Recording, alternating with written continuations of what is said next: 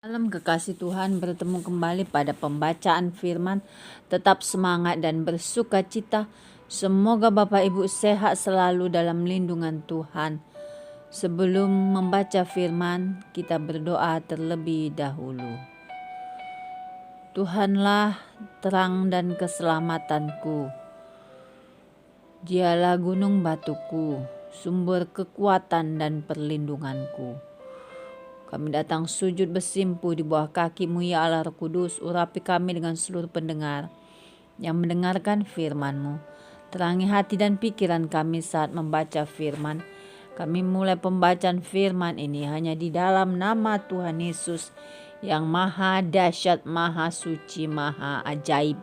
Haleluya. Amin. 1 Tawarik 13. Tabut dipindahkan dari Kiryat Yearim.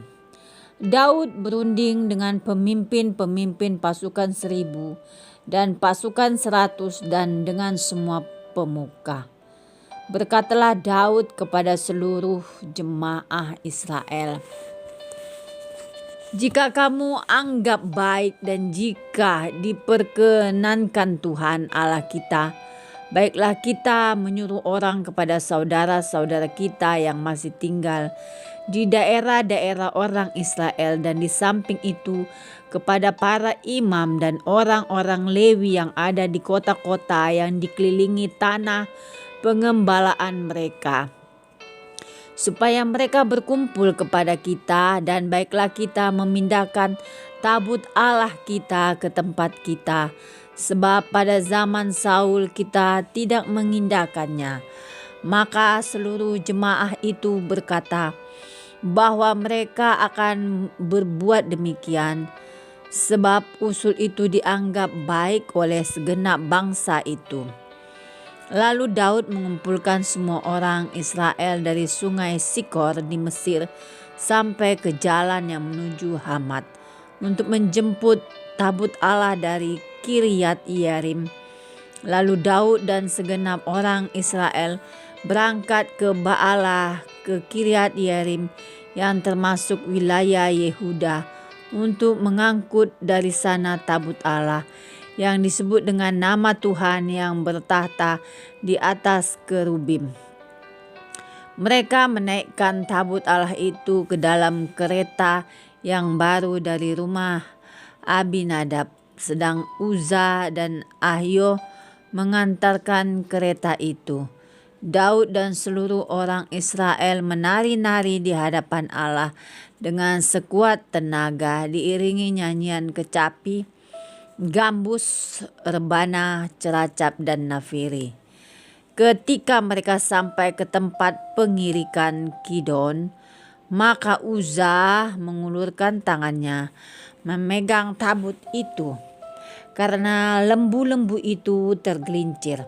Maka bangkitlah murka Tuhan terhadap Uza. Lalu ia membunuh dia oleh karena Uza telah mengulurkan tangannya kepada tabut itu. Ia mati di sana di hadapan Allah. Daud menjadi marah karena Tuhan telah menyambar Uza demikian hebatnya. Maka tempat itu disebut orang Peres Uza sampai sekarang.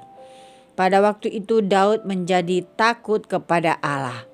Lalu katanya, bagaimanakah aku dapat membawa tabut Allah itu ke tempatku? Sebab itu Daud tidak mau memindahkan tabut itu ke tempatnya, ke kota Daud, tetapi Daud menyimpang dan membawanya ke rumah Obed-Edom orang Gad itu.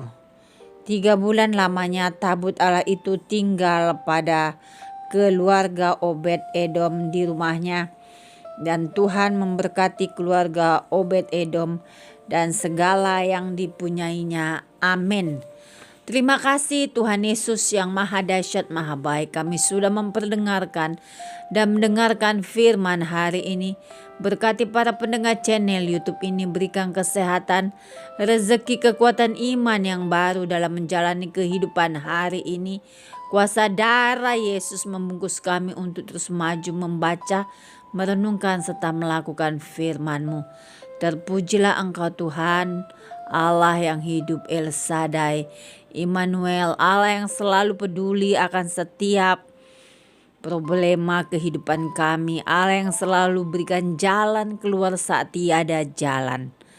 Haleluya, amin.